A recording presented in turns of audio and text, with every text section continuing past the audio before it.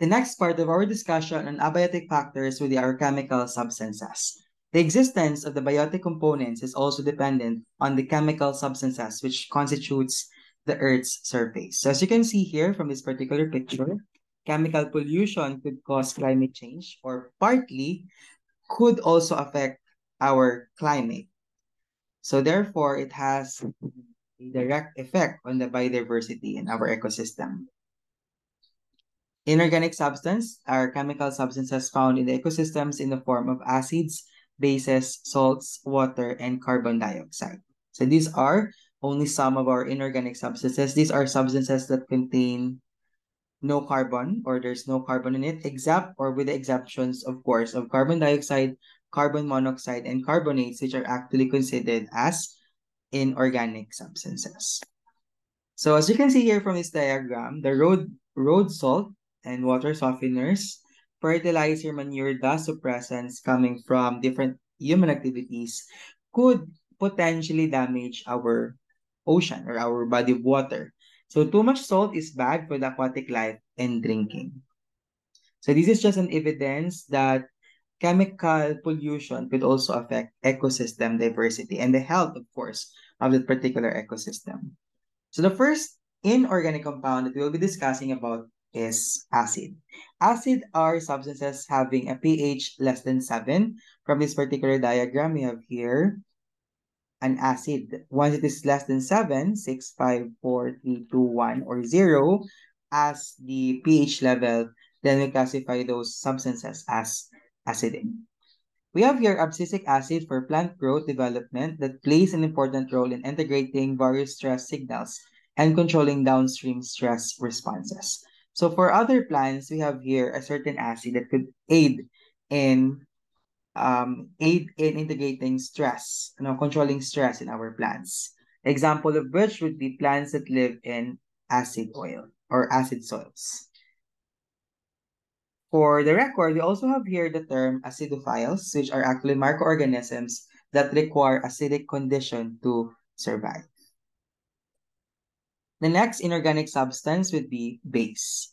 Base are substances which are also known as alkaline, known to buffer acidic condition or to neutralize an acid.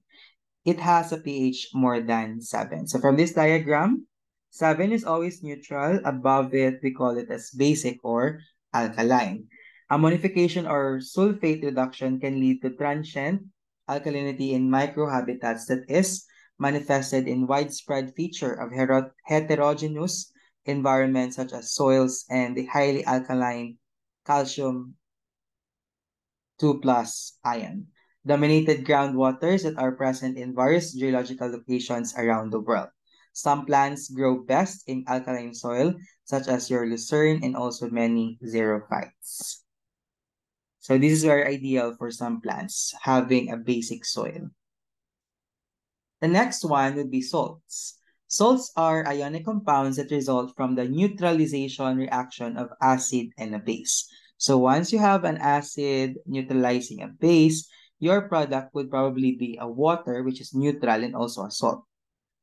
Halophytes are plants that have adapted to live in salty environment and grow in salt marshes, shallow coastal waters, dry salt pans, and on sand dunes, such as mangrove trees. So very familiar with us here in the Philippines, we have mangroves as our coastal protection for or from heavy typhoons. So if we have deteriorated our mangrove forest, then there will be a tendency of a higher damage to the coastal barangays, especially here in Bacolod. So water is the most essential component of life. We've already discussed this one, that water is very important in our survival.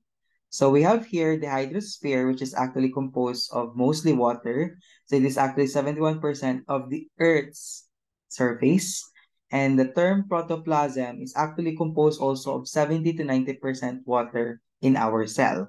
That's the importance of water, both in the physical setting and also inside our human body.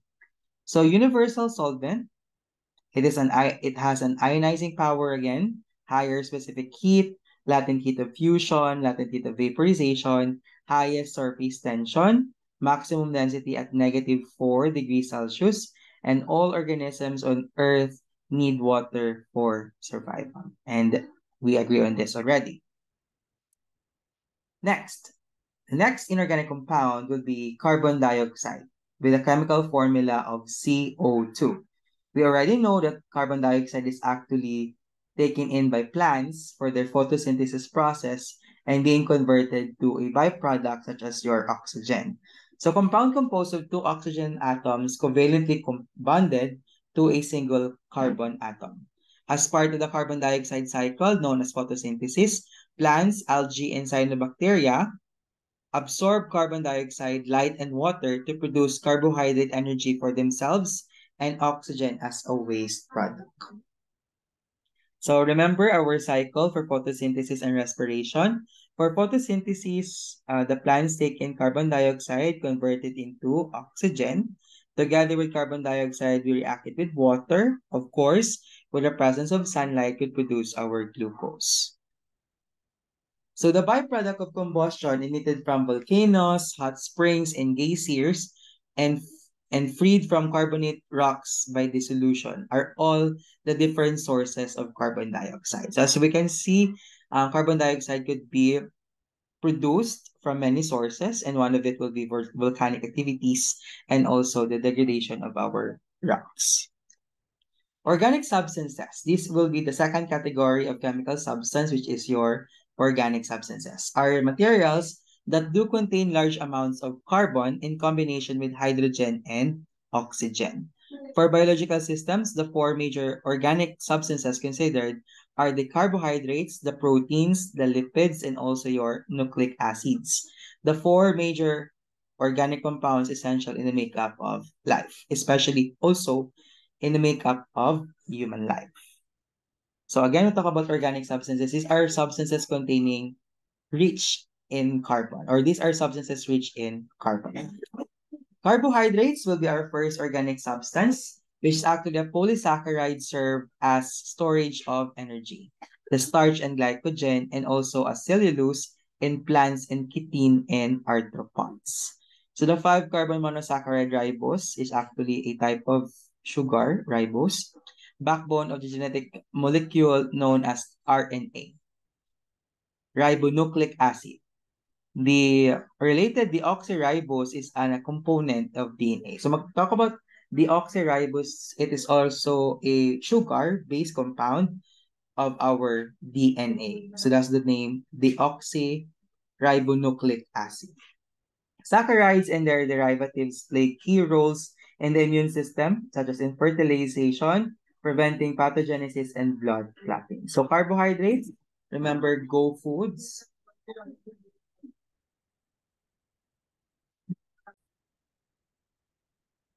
As I was saying, we talk about carbohydrates is our energy source for humans and also for other animals. So carbohydrates are go foods. The next one would be proteins, which are composed of its building block, which is amino acids, arranged in a linear chain and joined together by peptide bonds. Enzymes that catalyze the chemical reactions in metabolism are mostly proteins and also important in cell signaling, immune responses, cell adhesion, active transport among membranes, and the cell cycle. So when we talk about proteins, is good for repair of tissues and muscles in our body, particularly in humans. So we talk about proteins, these are the grow foods. Next one would be lipids, molecular organic compounds composed largely of carbon and hydrogen, non-soluble in water, and combined with carbohydrates and proteins to form the majority of all plant and animal cells. So when we talk about lipids, these are actually also found in our vitamins. So lipids. And talk about lipids, these are actually the source of heat in our body. So it's good for regulation of temperature in our body. Next would be nucleic acids, biological molecules essential for life. Include here are the DNA, the deoxyribonucleic acid, and the RNA or the ribonucleic acid, together with proteins, nucleic acids make up the most important macromolecules each found on living things, where they function in encoding, transmitting, and expressing genetic information. When we talk about DNA, these are usually double helical or double helix. It's composed of two strands. While when we talk about RNA, it's only a single strand molecule. When a cell divides, its DNA is copied and passed from one cell generation to the next generation. DNA contains the programmatic instructions or cellular activities. When organisms produce offspring, these instructions in the form of DNA are passed down through heredity and also genetics. This will be under genetics as a part of biology. So RNA is involved in the synthesis of protein. Information is typically passed from DNA to RNA to the resulting protein. So we can see here a cellular division, mitosis and meiosis, wherein DNA is being copied, transcribed, and also converted into an essential amino acid, which will now be expressed in our human body. So the last part of chemical of the abiotic components in the ecosystem would be our periodic disturbances. When we talk about periodic disturbances, these are catastrophic disturbances such as your fires, hurricanes, tornadoes, and volcanic eruptions can actually devastate biological communities. So after the disturbance, the area is recolonized by organisms or repopulated by survivors, but the structure of the community undergoes a succession of changes during the rebound. So we have here two types of succession. As you can see from this particular diagram, we have the primary succession wherein there is actually no forms of life on this particular soil. It's totally barren. And we have the pioneer species dominating until it grow into a climax community. So bare rock, lichens, small annual plants and lichens. Now we have grasses and perennials growing in this particular area after some time. Grasses, shrubs, and shade intolerant trees such as pines are growing in this particular intermediate species. And after some time, the area will now be totally covered. And this will be shade tolerant trees such as your oak and hickory would now grow. And this will be our climax community. Okay, remember when we talk about primary succession, it is only covering the area we're in. At first, it is totally barren or there's bare rock only. The secondary succession, on the other hand, is a type of succession wherein there is a living component first, or there is a forest, and because of wildfire, the forest was now devastated or is now being disturbed. And after some time, so meaning if there is actually a living component here, a tree or a forest, the soil is still rich. And there will be pioneer species growing. So for a moment, we have here 1 to 2 years. We have grasses and perennials to grow. Intermediate species such as grasses, shrubs, pines, young oak, and hickory will grow 5 to 150 years, and mature oak and hickory forest will now be the climax community. Okay, that's it for our video, and I hope you learned something. See you in our next discussion. Thank you.